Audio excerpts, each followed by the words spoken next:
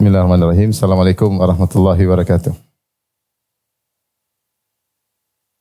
Alhamdulillahi ala ihsani wa syukru lahu ala taufiqihi wa amtinani. Wa asyhadu an la ilaha illallah wahdahu la syarika lahu ta'ziman li sya'nih. Wa asyhadu anna Muhammadan abduhu wa rasuluhu da'ila ridwanih. Allahumma salli alaihi wa ala alihi wa ashabihi wa ikhwanih. Hadirin dan hadirat yang dirahmati Allah Subhanahu wa taala. Pada kesempatan kali ini kita akan menyampaikan kajian tematik ya. Saya kasih judul keutamaan menyembunyikan ilmu. Keutamaan menyembunyikan amalan soleh. Keutamaan menyembunyikan amalan soleh. Saya rasa tema ini bermanfaat bagi saya pribadi dan juga saya berharap bermanfaat bagi ikhwan dan akhwat sekalian. Mengingat penyakit pamer amal soleh, mempublish amal soleh ya. Ini penyakit yang mulai tersebar di zaman sekarang dan menular apalagi jika yang menularkannya adalah tokoh agama atau ustadz atau dai yang hobi men-share amal solehnya sehingga akhirnya diikuti oleh dai-dai yang lain dan juga diikuti oleh murid-muridnya sehingga jadilah memamerkan amal soleh, mempublish amal soleh adalah perkara yang biasa. Yang kalau kita lihat kepada kebiasaan para salaf dahulu, mereka adalah orang-orang yang sangat jauh dari memamerkan amal soleh. Sangat jauh dari memperlihatkan amal soleh mereka. Padahal mereka sangat bertakwa kepada Allah Subhanahu wa taala. Dan mereka ya tentu jauh lebih ikhlas daripada kita. Namun meskipun hati mereka bersih, mereka tidak spekulasi tingkat tinggi dengan memperlihatkan amal soleh mereka. Karena kita tahu memperlihatkan amal soleh sangat rawan untuk tertimpa penyakit riya dan penyakit sum'ah yang akhirnya bisa menjadikan amal soleh menjadi gugur. Taib, Allah Subhanahu wa taala ya telah menjelaskan dalam Al-Qur'an tentang pentingnya menyembunyikan amal soleh ya. Di antaranya dalam dua ayat. Ayat pertama dalam surat Al-A'raf ayat 55 Allah Subhanahu wa taala berfirman, "Ud'u rabbakum tadarruan wa khufyah, innahu la yuhibbul mu'tadin." Berdoalah kepada Rabb kalian dengan tadarru', yaitu dengan merendah, dengan istiqanah, tadarrul, menghinakan diri, wa khufyah. Khufyah itu dengan lirih, dengan suara yang lirih, dengan disembunyikan. Innahu la yuhibbul mu'tadin, sungguhnya Allah tidak menyukai orang-orang yang melampaui batas. Kita bacakan perkataan dari Al-Qurtubi dalam tafsirnya. Hampir seluruh para tafsir Al-Qurtubi, kemudian juga di antaranya Ibnu Katsir, Ibnu Jarir At-Tabari membawakan makna yang sama.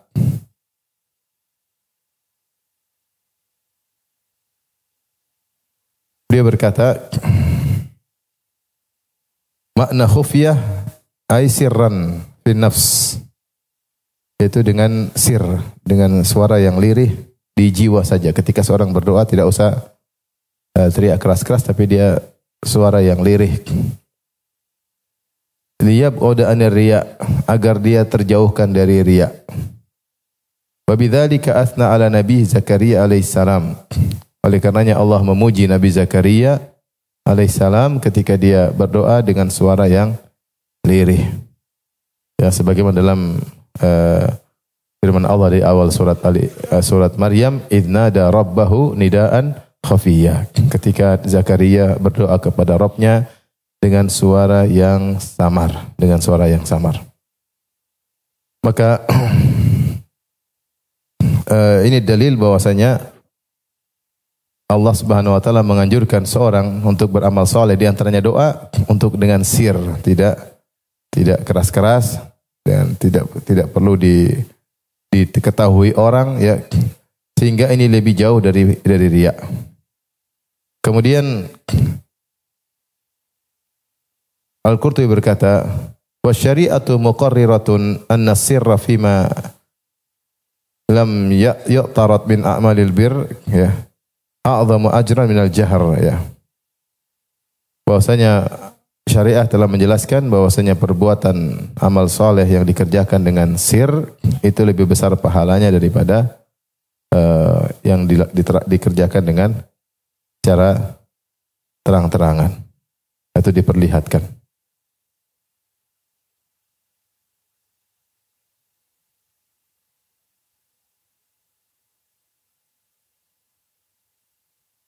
Ini ayat pertama yang menjelaskan tentang keutamaan menyembunyikan amal saleh. Ayat yang kedua yang disebutkan dalam surat Al-Baqarah, ya. Kalau tidak salah 271, Allah Subhanahu wa taala berfirman, ya, in tubudus sadaqati fa ni'mahi, kalau kalian menampakkan sedekah yaitu dengan ikhlas maka itu baik. Tetapi ada yang lebih baik, wa in tukhfuha wa tu'tuhal fuqara fa huwa khairul lakum. Tapi kalau kalian sembunyikan sedekah kalian dan kalian berikan kepada orang-orang fakir, maka itu lebih baik bagi kalian. Wa yukaffiru ankum min sayiatikum wallahu bima ta'maluna khabir, ya. Dan Allah akan mengampuni dosa-dosa kalian dan Allah Maha Khabir, Maha mengetahui apa yang kalian lakukan. Ini di antara ayat-ayat yang menganjurkan untuk menyembunyikan amal soleh. Adapun hadis-hadis Nabi SAW banyak, ya, akan kita sebutkan. Di antaranya Rasulullah SAW mengatakan, man istata'a minkum an yakuna lahu khabi'un min amalin salih falyaf'al. Siapa di antara kalian yang mampu untuk memiliki amal soleh yang tersembunyi, maka lakukanlah. Ini di antara hadis yang menganjurkan seorang menyembunyikan amal solehnya. Kemudian juga dalam hadis Sa'ad bin Abi Waqqas radhiyallahu ta'ala anhu dalam Sahih Muslim, Rasulullah SAW bersabda, innallaha yuhibbu al-'abdat taqiyyal ghaniyal khafi. Sungguhnya Allah Subhanahu wa taala mencintai seorang hamba yang bertakwa, yang al-ghani, yaitu mencukupkan diri, tidak minta-minta kepada orang lain, dia merasa cukup. Al-khafi, yang itu yang menyembunyikan amalnya atau tidak suka tampil, ya. Ini menunjukkan Allah mencintai orang yang beramal soleh dengan disembunyikan amalnya. Demikian juga banyak dalil-dalil yang menunjukkan keutamaan berkhulwat dengan Allah Subhanahu wa taala. Itu semua menunjukkan amal soleh yang disembunyikan. Seperti salat malam, kata Rasulullah SAW, sallu bil laili wan nasu niyam. Salatlah kalian di malam hari ketika orang-orang sedang apa? Tidur. Tadkhulul jannata bisalam. Sungguhnya kalian akan masuk surga dengan penuh keselamatan. Seperti juga sabda Nabi SAW tentang 7 orang yang dinaungi oleh Allah pada hari kiamat kelak, di hari di mana matahari dengan jarak 1 mil. Di antaranya Nabi SAW bersabda, wa rajulun dzakarallaha khaliyan fafadat ainah. Seseorang ketika sedang bersendirian dia ingat Allah kemudian dia menangis, ya. Intinya semua dalil-dalil yang menunjukkan keutamaan berkhulwat dengan Allah itu menunjukkan ibadah sir, ibadah yang dilakukan secara sembunyi-sembunyi. Dalam hadis juga Rasulullah SAW berkata, shadaqatus sir tudfi'u ghadabar rabb. Sungguhnya sedekah yang dilakukan dengan diam-diam, maka itu akan meredahkan kemurkaan Allah Subhanahu wa taala.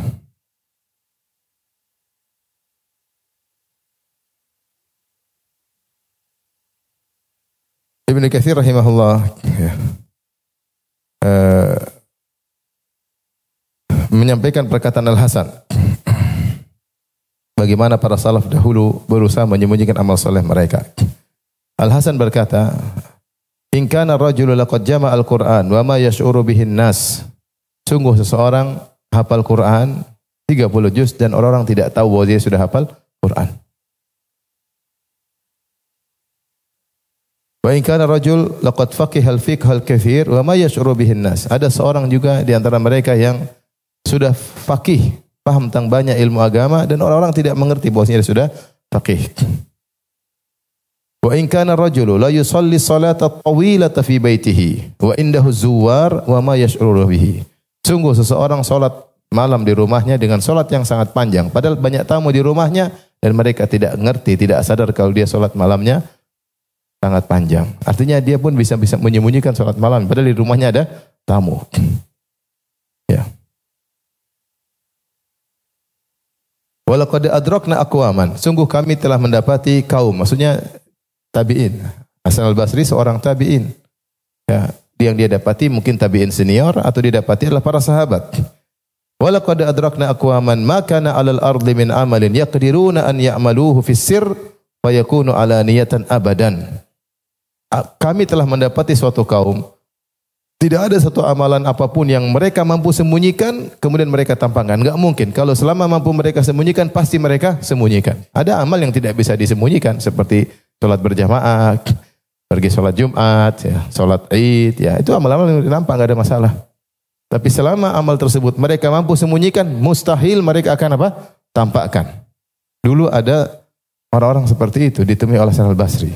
Kalau bukan tabi'in, para tabi'in senior, mereka adalah para sahabat.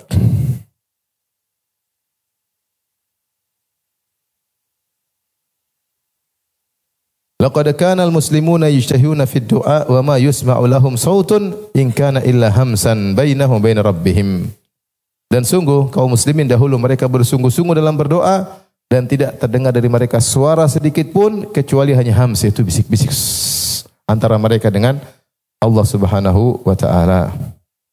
Wa dzalika anna Allah taala yaqul, karena Allah telah berfirman, ad'u rabbakum tadarruan wa khufyah. Berdoalah kepada Rabb kalian dengan tadarru', dengan merendahkan diri, dan khufyah dengan lirihkan suara. Wa dzalika anna Allah dzakara 'abdan salihan radiya fi'lahu faqala idz nada rabbahu nidaan khafiyya. Karena Allah telah menyebutkan hambanya yang saleh itu Nabi Zakaria alaihissalam yang Allah ridha dengan perbuatannya, di mana Allah memujinya dengan berkata idz nada rabbahu nidaan khafiyya. Tatkala Zakaria menyeru Rabbnya dengan seruan yang lirih.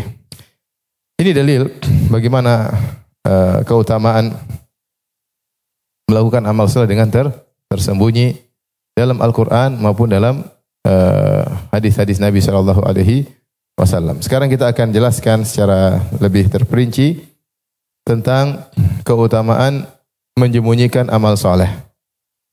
Keutamaan yang pertama, ikhwan dan akhwat yang dirahmati Allah Subhanahu wa taala, bahwasanya dengan menyembunyikan amal saleh pahala lebih besar. Pahala lebih besar. Secara tegas Allah mengatakan, in tubudu shadaqati fa ni'mahi. Kalau kalian tampakkan sedekah namun dalam tentunya kalian ikhlas, maka itu terbaik. Wa in tukhfuha, namun ada yang lebih baik lagi. Itu sungguh baik kata Allah. Namun ada yang lebih baik. Wa in tukhfuha wa tu'tuhal fuqara, namun kalau kalian sembunyikan sedekah tersebut dan kalian berikan kepada orang-orang fakir, fa huwa khairul lakum, maka itu lebih baik bagi kalian. Lebih baik bagi kalian. Oleh karenanya, setiap amal soleh yang dilakukan oleh seorang selama masih mungkin untuk disembunyikan, hendaknya dia sembunyikan.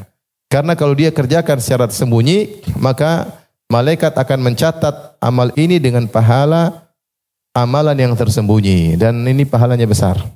Maka jangan dia rubah menjadi amalan yang terlihatkan. Ibnu Qayyim rahimahullah menjelaskan, iblis berusaha menjadikan amal seorang gugur. Kalau dia sudah beramal soleh, maka digoda agar dia sum'ah, agar dia riya, agar dia batalkan amal solehnya. Jika iblis tidak mampu untuk membatalkan amal solehnya dengan memasukkan riya dalam dirinya atau ujub atau sum'ah, maka iblis berusaha, artinya orang ini tetap ikhlas. Maka iblis berusaha orang ini untuk menceritakan amalnya. Karena kalau orang yang sudah ceritakan amalnya, meskipun dia ikhlas, tidak bermaksud untuk ujub, tidak bermaksud untuk sum'ah, maka pahalanya menjadi berkurang, turun level. Dari level pahala amal yang tersembunyi, turun menjadi level pahala amalan yang terlihatkan. Taib. Berapa perbandingan antara amal yang tersembunyi dengan amal yang terlihatkan? Tidak ada dalil yang khusus yang menyebutkan akan hal tersebut. Memang ada satu hadis diperselisihkan oleh para ulama. Sebagian menghasankan, sebagian mendhaifkan. Ya. Namun kalaupun dia dhaif, maka ini terkait dengan fadhailul a'mal yang para ulama mengatakan tidak mengapa disampaikan jika amalnya memang sudah ada. Tapi sebagian ulama menghasankan hadis ini, di antara Syekh Albani rahimahullahu taala. Hadisnya menunjukkan tentang perbandingan antara amal tersembunyi dengan amal yang terlihat, sama-sama ikhlas. Kalau tidak ikhlas ya gugur. Dalam hadis dari Suhaib Ar-Rumi radhiyallahu anhu, anna Nabi sallallahu alaihi wasallam qala, Nabi sallallahu alaihi wasallam bersabda, salatul rajuli tatawuan haitsu la yarahu an-nas ta'dilu salatahu ala a'yunin nas 25. Salatnya seseorang, salat sunnah, bukan salat wajib. Kalau salat wajib di masjid. Ini salat sunnah. Rasulullah SAW mengatakan afdalu salatil mar'i fi baitihi illal maktubah. Sebaik-baik salat seseorang adalah di rumahnya kecuali salat fardu. Kecuali salat fardu di masjid. Taib, kata Nabi SAW, salatnya seseorang salat sunnah di mana orang-orang tidak melihatnya senilai dengan 25 kali lipat salatnya jika di hadapan mata manusia. Berapa kali lipat? 25 kali lipat. Ini menunjukkan besar. Ya. Kalau hadis ini sebagaimana kita katakan hasan, dihasankan oleh Syekh Albani rahimahullahu taala, karena mana-mana yang lain yang menguatkannya, maka rugi kalau kita amal soleh kita ceritakan, itu pun kalau kita ikhlas. Bagaimana kalau ternyata kita tidak ikhlas? Kalau kita ikhlas pun, maka pahala amal soleh tersembunyi berubah langsung. Tadinya dicatat di diwan amal sir, di catatan amal yang tersembunyi, kemudian turun level sampai 25 derajat, turun level ke amal yang terlihat. Maka rugi. Itu pun kalau kita menceritakannya dalam kondisi apa? Ikhlas. Kalau ujub ya lain cerita. Kalau riya lain cerita, sum'ah lain cerita. Baik. Dalam riwayat yang lain, hadis yang lain,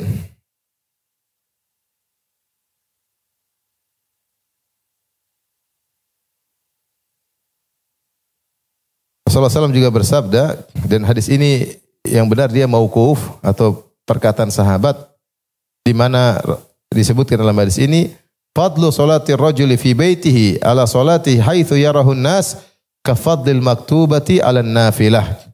Keutamaan salat seseorang di rumahnya dibandingkan salatnya yang orang tidak lihat, dibandingkan dengan salatnya yang dilihat oleh orang, ya.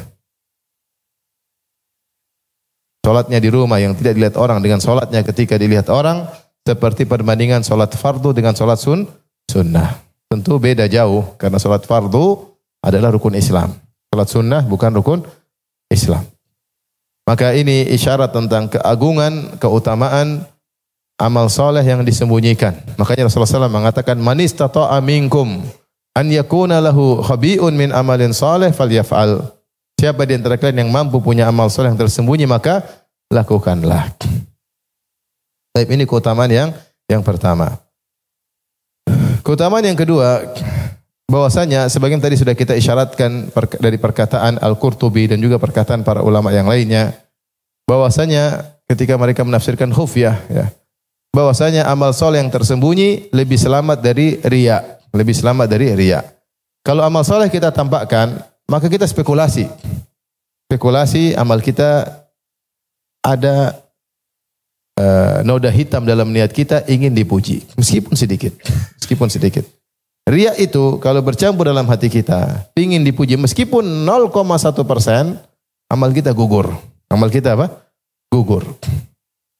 Beda kalau kita bahas seorang beramal soleh dengan niat duniawi selain riya. Maka ini ada para ulama mengatakan jika niat akhiratnya masih mendominasi, terus niat dunianya masih ada, selama niat akhiratnya masih mendominasi tidak jadi masalah. Seperti seorang misalnya menyambung silaturahmi untuk panjang umur dan untuk dilapangkan rezeki. Boleh atau tidak? Rasulullah SAW mengatakan, man ahabba an yubsata lahu fi rizqihi wa yunsa'a fi atharih falyasil rahimah. Siapa yang ingin dilapangkan rezekinya, dipanjangkan umurnya, sambung silaturahmi. Nah, dia sambung silaturahmi niatnya untuk akhirat tapi juga ingin dipanjangkan umurnya dan dilapangkan rezekinya. Boleh atau tidak? Jawabannya boleh. Selama niat akhirat, selama dia ikhlas, tidak mencari pujian manusia dan niat akhiratnya lebih mendominasi. Ini niatnya tercampur antara niat ingin dapat pahala akhirat dengan niat agar mendapat ganjaran duniawi. Ini masih boleh. Ya, selama tidak mendominasi niat apa? Ganjaran akhirat. Selama niat ganjaran akhirat lebih mendominasi, pingin surga lebih mendominasi daripada mendapat ganjaran duniawi. Tapi kalau riya meskipun sedikit gugur. Beda. Karena riya langsung mencoreng keikhlasan terkait dengan yang kita tuju. Kalau ini dia menyambung silaturahmi ikhlas karena Allah. Dia tidak mencari pujian, tapi di samping dia pingin surga, dia juga pingin dapat ganjaran apa?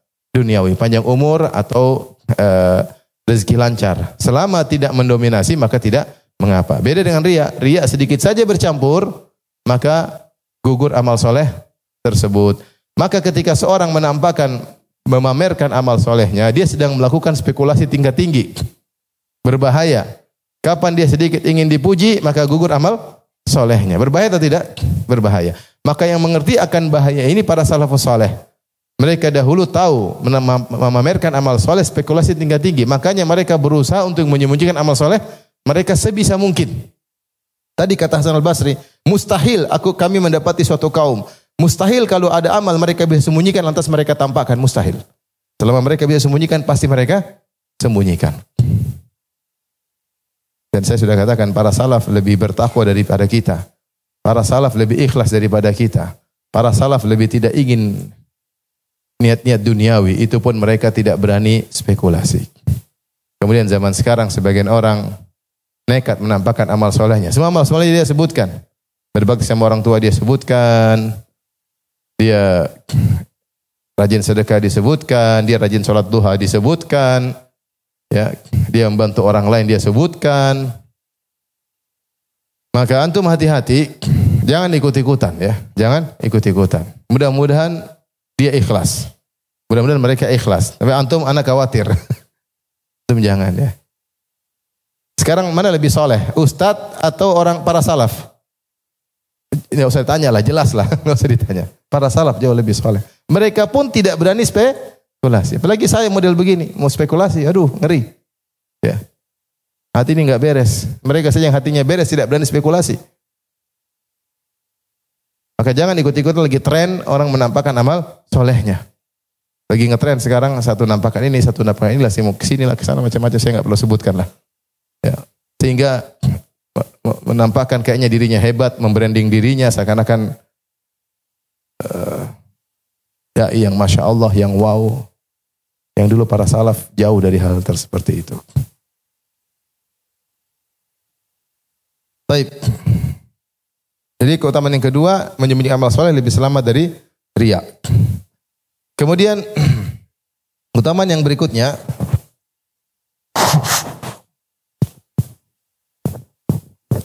bahwasanya amal soleh yang tersembunyikan, ya, dia bonus menjadikan dimaafkan orang tersebut, ya, mengampuni dosa-dosa. Tadi Allah berfirman,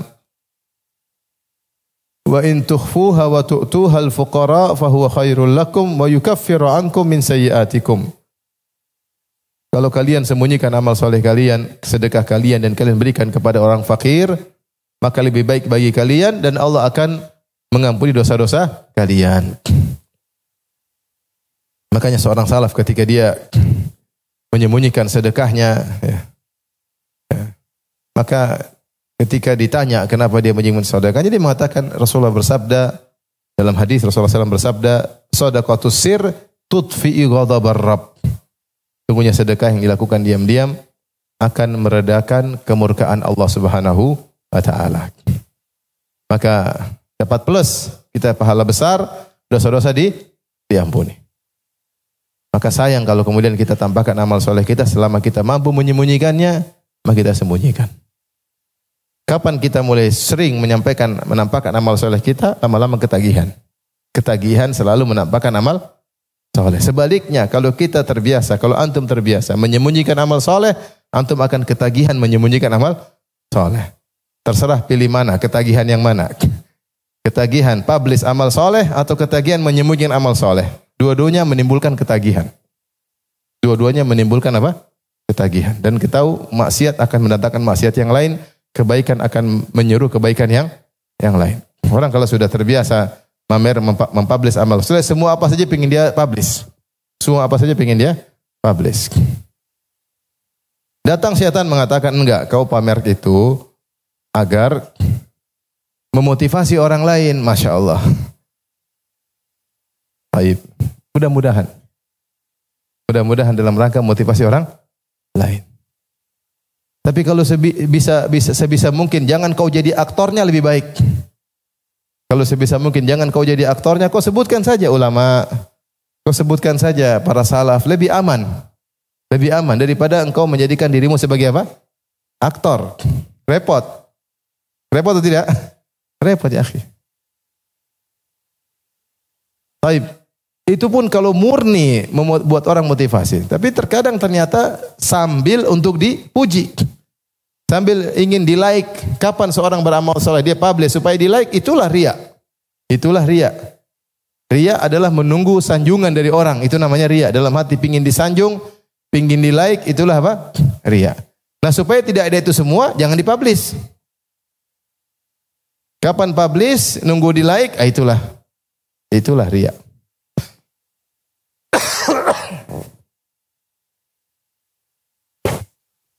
Baik. Di antara keutamaan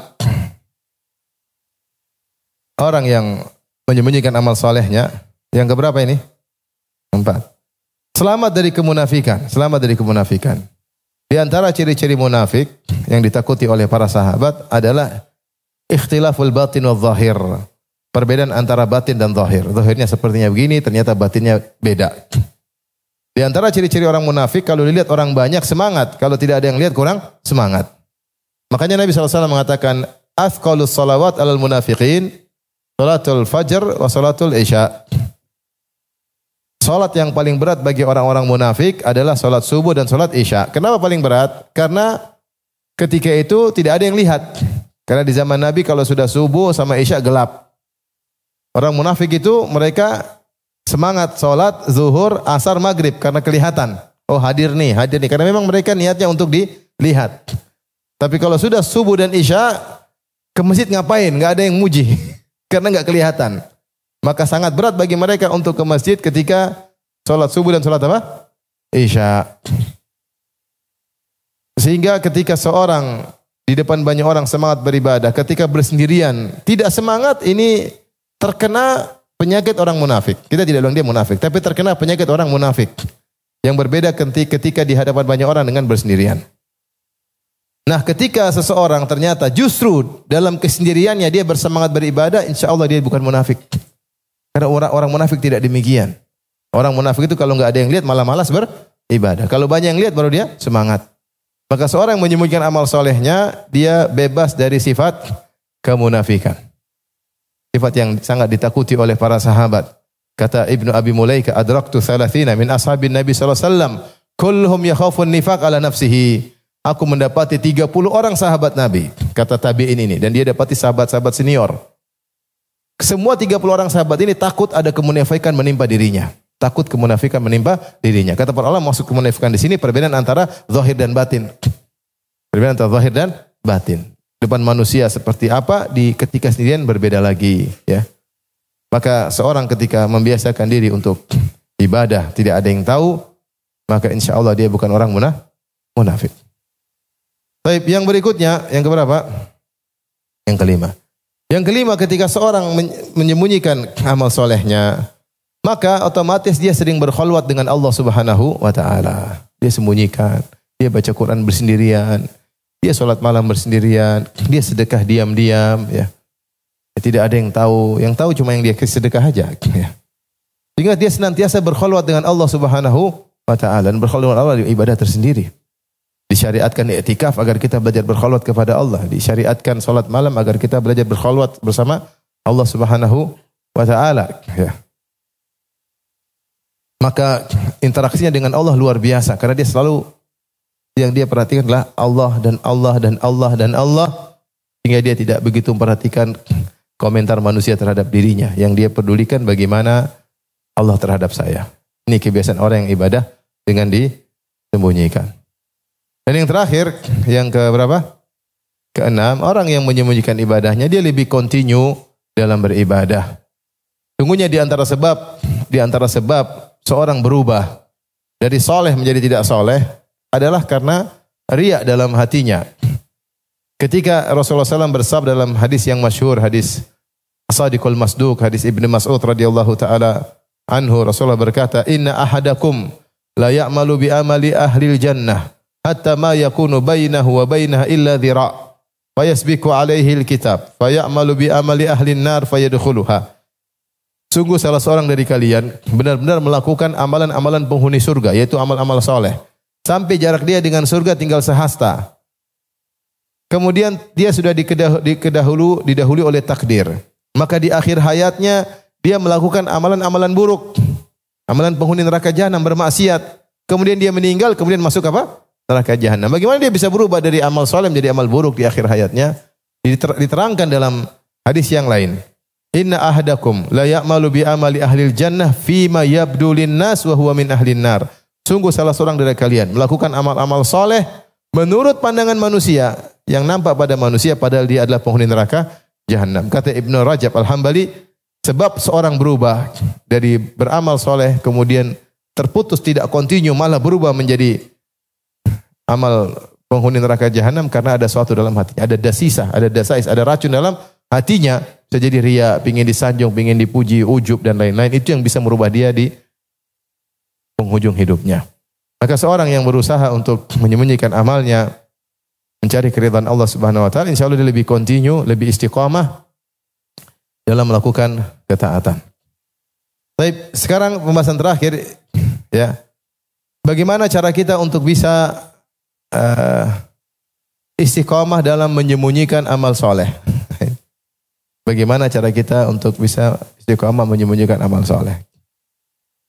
Yang pertama, ikhwan dan akhwat yang rahmati Allah Subhanahu wa taala, kita berdoa kepada Allah. Berdoa kepada Allah. Dan di antara doa yang dianjurkan, Allahumma inni a'udzubika an usyrika bika syai'an a'lamuhu wa astaghfiruka lima la a'lamu. Ya Allah, aku berlindung kepada Engkau dari kesyirikan yang aku sadari dan dari kesyirikan yang tidak aku sadari. Masalah hati ini terkadang tidak sadar. Terkadang tidak kita sadari. Terkadang kita cuekin. Sering saya katakan, sungguhnya seorang kalau dia mau ria, pasti ada signal dalam hatinya nih, kamu mau ria nih. Ketika dia mau ceritakan amal solehnya, pasti ada signal dalam hatinya. Kau ingin pamer nih. Tapi terkadang dia cuekin dan dia ceritakan aja supaya dia disanjung. Akhirnya signal lama-lama rusak. Padahal signal itu seharusnya ada, ingatin. Nih, kamu nih. Ada peringatan dari hati. Namun dia tidak pedulikan. Akhirnya dia ria dan dia kecanduan untuk ria, kecanduan cerita amal soleh, kecanduan mempublish amal solehnya. Semua kegiatannya dia publish. Ya. Semua kegiatan dia publish dan dia merasa ikhlas kepada Allah Subhanahu wa taala. Allah alam dengan niatnya ya. Oleh karenanya Rasulullah mengabarkan tentang samarnya syirik, kata Rasulullah SAW, asyirku fi hadhil ummah akhfa min dabibin namlatis sauda fi ala safati sauda fi dhulmatil lail atau kama qala Nabi sallallahu alaihi wasallam. Kata Nabi sallallahu alaihi wasallam, kesyirikan pada umatku lebih samar daripada rayapan semut hitam di atas batu hitam dalam kegelapan malam. Ya. Rayapan semut hitam bukan di atas pasir, di atas batu yang keras yang tidak ada bekasnya. Batu yang hitam dalam kegelapan malam. Artinya terkadang penyakit-penyakit syirik ini, riya ini masuk dalam hati seorang tanpa dia sadari. Ketika dia membuka celah-celah untuk apa? Untuk riya. Maka seorang yang cerdas, yang sayang dengan amal solehnya, yang ingin pahalanya lebih besar, maka jangan dia buka pintu-pintu tersebut. Pintu-pintu tersebut. Di antara doa yang diriwayatkan dari Umar bin Khattab radhiyallahu anhu, yang saya juga sering dengar para imam haram membacanya, yaitu Allahumma ja'al amali kullahu salihan. Ya Allah, jadikanlah amalku semuanya apa? Saleh. Wa ja'alhu liwajhika khalisan, dan jadikanlah amalku tersebut karena mengharap wajahmu semata. Wala taj'al li ahadin fihi syai'a, dan janganlah jadikan untuk seorang pun ikut serta dalam amal solehku ini, yaitu jangan aku berharap sanjungan seorang pun, sedikit pun enggak. Allahumma ja'al amali kullahu salihan wa ja'alhu liwajhika khalisan wala taj'al li ahadin fihi syai'an. Sudah hafal belum? Belum. Ulangi. Allahumma ja'al amali kullahu salihan. Coba diulang. Allahumma ja'al amali kullahu salihan wa ja'alhu liwajhika khalisan wa ja'alhu liwajhika khalisan wala taj'al li ahadin fihi syai'an wala taj'al li ahadin fihi syai'a. Baik, kita berdoa minta kepada Allah, terutama doa yang diajarkan Nabi tadi, karena syirik ini bisa menggoda kita kapan saja. Hari ini kita ikhlas, besok kita syirik. Hari pagi ini kita ikhlas, sorenya kita riya. Sangat mudah menimpa siapapun. Ini yang pertama. Baik, ikhwan dan akhwat yang dirahmati Allah Subhanahu wa taala, kita lanjutkan di antara kiat-kiat agar kita bisa kuat istiqomah dalam menyembunyikan amal soleh kita, ya, yaitu kita menyadari bahwasanya amal kita ini sudah sangat sedikit. Sudah sangat sedikit. Yang sedikit ini jangan kita spekulasi lagi, ya. Ya, kalau kita punya amal banyak, kita tambahkan 10% mungkin masih aman. 90% selamat. Ini sudah sedikit, mau kita tampakin lagi, ya. Oleh karenanya Ibnu Qayyim berkata, "Laisa sya'nu fil amal wa innama sya'nu fi hifdzil amal mimma yuhbituhu aw yufsiduhu." Bukan yang terpenting adalah amal soleh saja, tetapi yang lebih penting adalah bagaimana menjaga amal soleh agar tidak gugur, agar tidak berkurang pahalanya. Ini yang lebih penting. Maka kita sadari amal kita itu sangat sedikit. Maka jangan kita pamer-pamerkan. Kita ini kalau meninggal dunia, kita dikubur, yang bisa menemani kita untuk membela kita di alam barzah adalah amal soleh yang ikhlas. Yang tidak ikhlas minggir semuanya. Oleh karenanya, kita sayang-sayang amal kita, umur kita cuma sedikit. Amal kita cuma sedikit. Yang sedikit itu dijaga baik-baik. Yang berikut yang ketiga, agar kita semangat untuk menyembunyikan amal soleh kita. Kita tahu Allah mengetahui. Allah mengetahui sudah cukup. Allah mengetahui sudah cukup. Tidak perlu yang lain tahu. Dan Allah menekankan dalam banyak ayat. Di antaranya surat Al-Baqarah ayat 270. Kata Allah, "Ma anfaqatum min nafaqatin aw nadhartum min nadrin fa innallaha ya'lamuh." Apapun yang kau infakkan dan apapun yang kau nadarkan, yang kau tunaikan, sungguhnya Allah mengetahuinya. Allah mengetahui sudah cukup. Bukan diketahui lagi presiden, bukan diketahui oleh raja. Ya, diketahui oleh Allah Subhanahu wa taala. Maka cukupkanlah dirimu berbahagia ketika yang tahu adalah siapa? Allah. Dalam juga ayat surat Al-Baqarah ayat 215, Allah berfirman, "Wa ma taf'alu min khairin fa innallaha bihi alim." Apapun kebaikan yang kau lakukan, sungguhnya fa innallaha bihi alim, sungguhnya Allah mengetahuinya. Maka seorang ketika beramal saleh dihadirkan ayat seperti ini, Allah tahu, selesai, Allah tahu. Kemudian juga dalam surat Al-Baqarah 273 Allah berfirman, "Wa ma tunfiqu min khairin fa innallaha bihi alim." Wa ma tunfiqu min khairin fa innallaha bihi alim. Kebaikan apapun yang kalian infakkan, sungguhnya Allah mengetahui. Sedikit banyak Allah tahu. Tidak ada satu dunia tahu pun, Allah pun tahu. Bahkan yang kau sedekahkan pun tidak tahu, Allah pun tahu. Demikian juga dalam surat Ali Imran, "Wa ma tunfiqu min syai'in fa innallaha bihi alim." Apapun yang kalian infakkan, maka Allah ketahui. Demikian juga ayat 22 Al-Baqarah 271 Allah mengatakan, "Wa in tukhfuha wa tu'tuhal fuqara fa huwa khairul lakum wa yukaffiru ankum min sayyi'atikum wallahu bima ta'maluna khabir." Setelah Allah mengatakan kalau kalian sembunyikan sedekah, lalu kalian berikan kepada fakir miskin, maka itu lebih baik bagi kalian. Di akhir ayat kata Allah, "Wallahu bima ta'maluna khabir." Sungguhnya Allah khabir tentang apa yang kalian lakukan. Dan khabir itu lebih spesifik dari alim. Alim Allah Maha mengetahui. Khabir itu mengetahui secara detail-detail, mengetahui secara detail-detail. Makanya ketika Allah berbicara tentang pandangan mata, Allah mengatakan, "Qul lil mu'minina yaghuddu min absarihim wa yahfadhu furujahum dzalika azka lahum innallaha khabirum bima yasnaun." Katakanlah kepada para lelaki mukmin untuk menundukkan pandangan mereka dan menjaga kemaluan mereka, itu lebih suci bagi mereka. Innallaha khabirun bima yasnaun. Allah khabir tentang apa yang mereka lihat, apa yang mereka kerjakan. Maka dikatakan oleh para salaf, jika seorang menengok sesuatu yang haram, sebelum dia balik matanya sudah Allah ketahui sebelum dia balikkan matanya. Allah mengatakan, "Ya'lamu kha'inatal a'yun." Allah mengetahui pengkhianatan lirikan mata. Allah menggunakan kata khabir karena lirikan mata itu sangat samar, tapi lirikan mata kita kemanapun, bahkan ketika kita berbicara sama orang lain, kita ngelirik ke seorang wanita, orang depan kita enggak ngerti kalau kita melirik, tapi Allah tahu tidak? Allah tahu karena Allah khabir, detail. Maka kalau kau sembunyikan amal solehmu, Allah tahu karena Allah khabir. Kalau kau sudah tahu Allah mengatur amal solehmu, cukuplah berbahagia. Latih diri kita seperti para salaf, berusaha bahagia ketika yang tahu cuma Allah. Ketika yang tahu cuma Allah. Jangan kita terbiasa kita bahagia kalau orang lain tahu. Lama-lama kecanduan, saya katakan tadi. Gara-gara saya mempublish amal soleh, kita kecanduan. Tanpa sadar kita terjebak dengan apa? Riya. Tanpa sabar. Ya, tanpa sadar. Taib. Ini di antara cara kita agar bisa istiqomah dalam menyembunyikan amal. Di antara cara kita untuk istiqomah menyembunyikan amal, kita ingat tentang cerita-cerita para salaf yang di mana mereka berusaha menyembunyikan amal soleh mereka. Ya. Banyak cerita para salaf. Di antaranya cerita yang menakjubkan.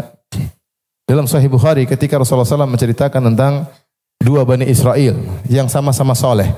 Yang satu meminjam uang kepada si A, minjam uang kepada si B. Dia pinjam uang sama kawannya. Dia butuh uang ketika itu 1.000 dinar. 1.000 dinar itu 1 dinar 4/4 gram emas. Kalau 1.000 dinar berarti 4,25 kilogram emas. Berarti 5 miliar. Iya, 1 gram emas sekarang berapa? 100 lebih. Sah? 1 juta. Ya berarti sekitar 4 miliar lebih. 4 miliar sedikit atau banyak? Sedikit. Yang bilang, sedikit. Sedikit bagi triliuner. Bagi kita banyak. Kita aja lihat nggak pernah mata kepala. Tapi banyak sekali. Dia pinjam uang sama temannya. Terus kata temannya, ini bi syahid. Mana saksi? Kata dia, asyahid Allah. Allah jadi saksi. Taib nggak ada saksi. Ini bi kafil. Mana penjaminmu? Kalau kau nggak bisa bayar, siapa yang jamin? Kata dia, al kafil Allah. Allah yang kasih jadi penjamin. Akhirnya sodakta, kau benar. Ya sudah, mau apa? Udah ambil aja. Nggak ada saksi, nggak ada penjamin. Kau bayar nanti hari ini. Kata dia, saya setuju. Allah jadi saksi, Allah jadi penjaminku.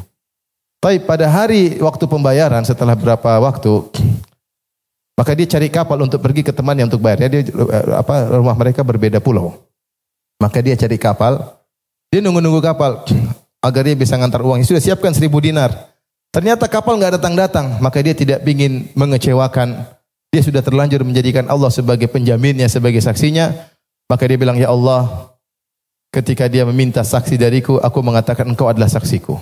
Ketika kawanku minta penjamin bagiku, aku bilang engkau adalah penjaminmu.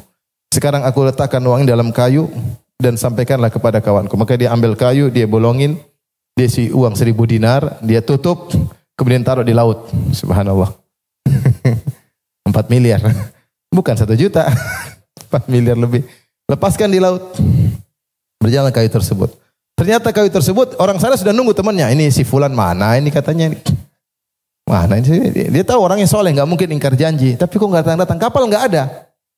Tiba-tiba ada kayu datang lewat.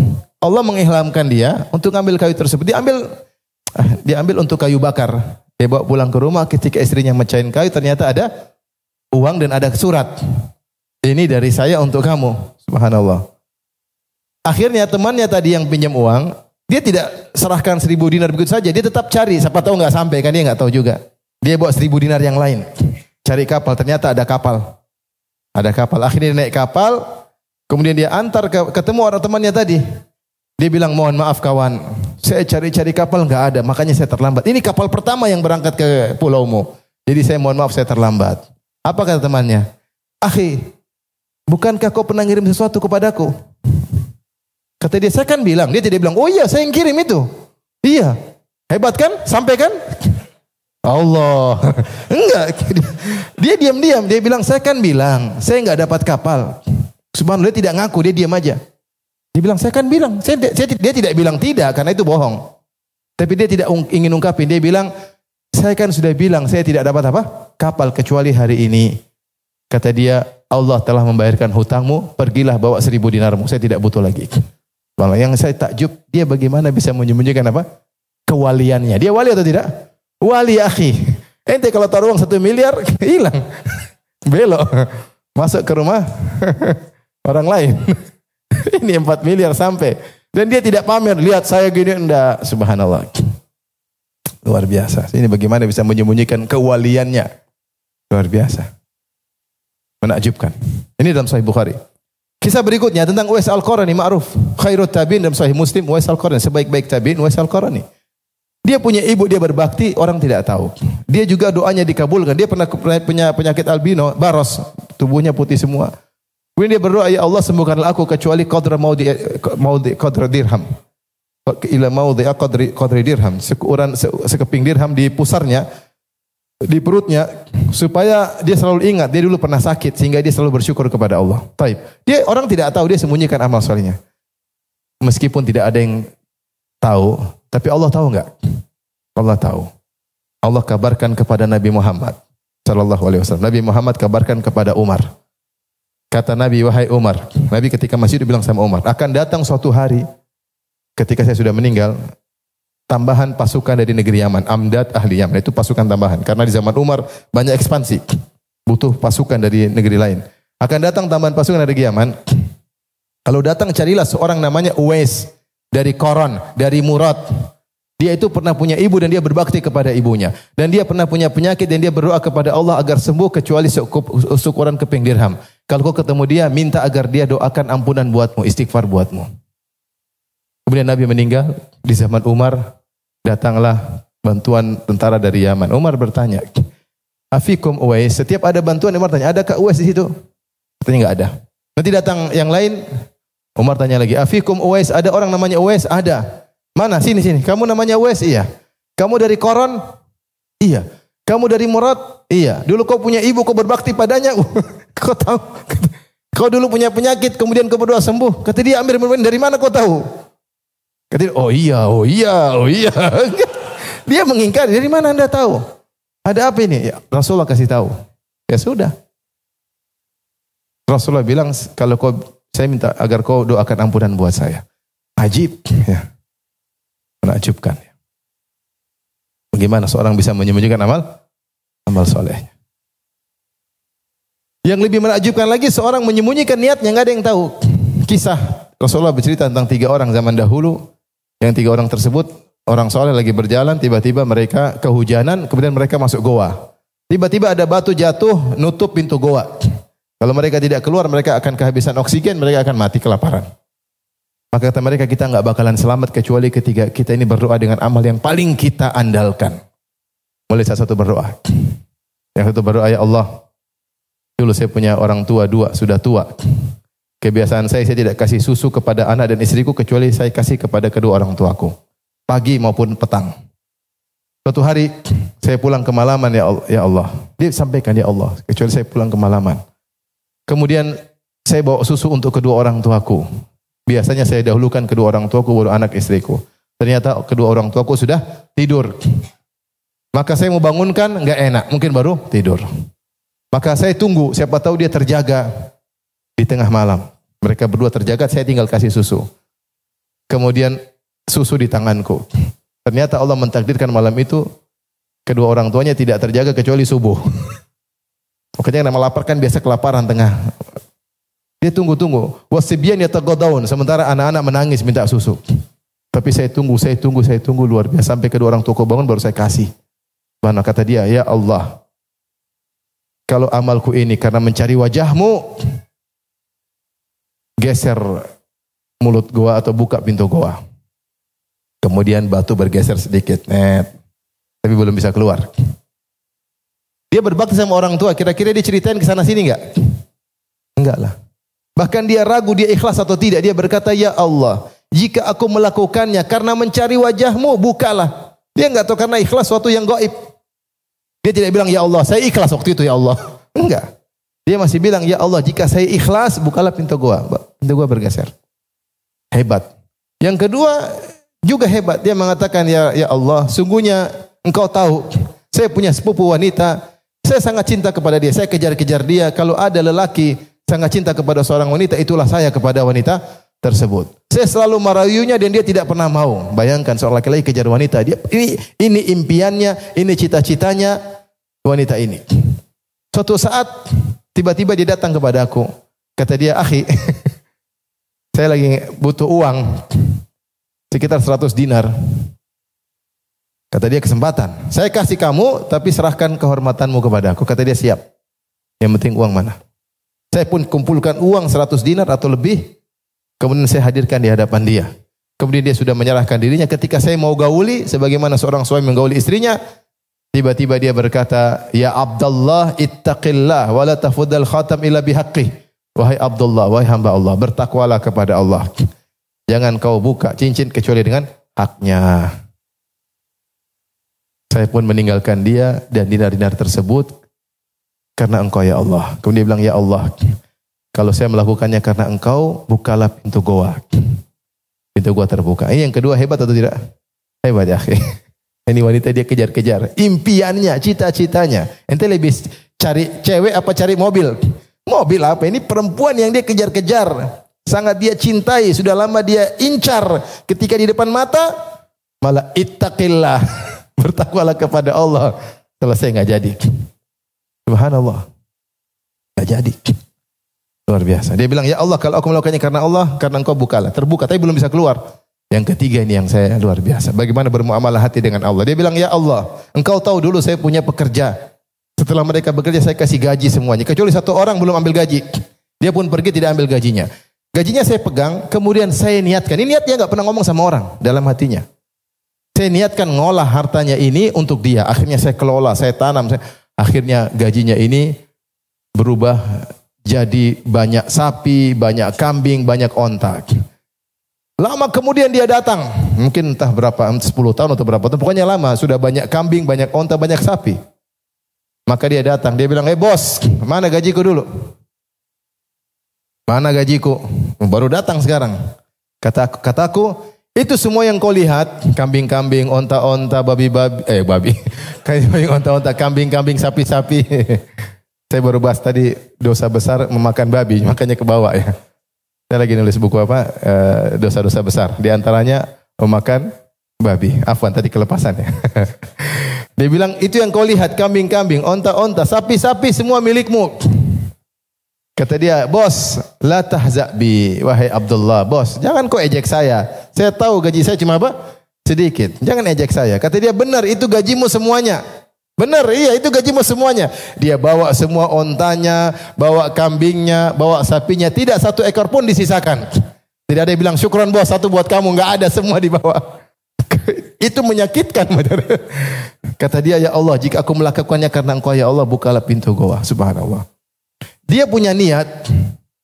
Dia tahu Allah tahu apa? Niatnya. Jadi dia bukan menyembunyikan amal dia. Bahkan niatnya dia yang tahu cuma siapa? Allah. Bayangkan. Akhirnya terbukalah pintu goa tersebut. Maksud saya kita baca cerita seperti ini. Motivasi kita untuk apa? Sembunyikan amal. Karena pahalanya besar. Ketika orang-orang banyak cari muka kepada manusia, kita cari muka sama Allah. Mereka cari muka gimana caranya? Mereka cari muka dengan publish amal soleh. Supaya dipuji, di like, disanjung, di share ke sana kemari. Kita berusaha cari muka kepada Allah dengan menyembunyikan amal soleh. Menyembunyikan amal soleh. Ini yang keberapa? Yang keempat. Yang terakhir, yang kelima, jangan buka celah untuk cerita amal soleh. Kecuali darurat.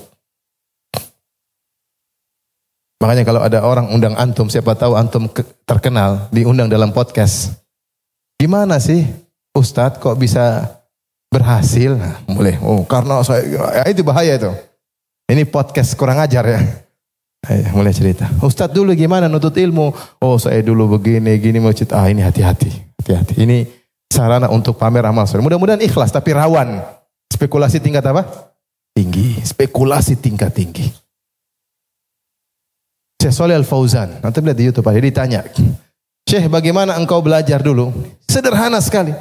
Saya belajar sini, kemudian saya masuk kuliah, kemudian selesai. Subhanallah. Tidak cerita dulu saya gini susah ketemu ini, saya belajar ini, riwayat ini, enggak ada sama sekali. Itu contoh nyata di depan kita. Ketika beliau ditanya, gimana dulu Anda belajar? Sementara sebagian kita, Masya Allah, dulu saya begini, dulu saya kelaparan, dulu saya ini, dulu saya dulu saya mudah-mudahan ikhlas, tapi spekulasi tingkat tinggi. Mending tidak usah. Tidak usah. Toh enggak ada juga podcast ngundang antum. Kalau antum diundang maksud saya. Jangan terpancing dengan pertanyaan apa orang. Ustadz sholat malam bagaimana? Emang kau tahu saya sholat malam? Gitu jangan bilang. Oh iya saya beginilah. Kalau tidur cepat bangun jam 3. Ustadz bangun jam berapa? Nggak usah jawab. Ustadz bangun jam berapa? Pokoknya saya sholat subuh insya Allah gitu. Dan bilang, oh ya saya sih jam segini sudah bangun. Inilah kegiatan saya sehari-hari begini. Supaya antum bisa niru saya, bisa hemat waktu. Bagaimana optimalkan waktu. Jadi pagi-pagi saya begini, nanti jam segini, jam 8 saya minum kopi, kemudian selanjutnya. Ya akhi bilang aja Nabi SAW, ngapain ente jadi aktor? Paham? Kalau ente ingin, mudah-mudahan ikhlas, saya bilang mudah-mudahan ikhlas. Tapi spekulasi tingkat tinggi. Kata Ibnu Mas'ud, "Man kana mustannan falyastanna biman qad mat, fa innal hayy la ya'man alaihi fitnah." Siapa yang ingin mencontoh atau meneladani, teladanilah orang yang sudah meninggal dunia. Yang masih hidup belum tentu selamat dari fitnah. Demikian saja kajian kita, tidak ada tanya jawab ya. Insyaallah kita lanjutkan habis lebaran. Insyaallah. Baik, demikian saja. Subhanakallah bihamdik asyhadu an la ilaha illa anta astaghfiruka wa atubu ilaik. Assalamualaikum warahmatullahi wabarakatuh.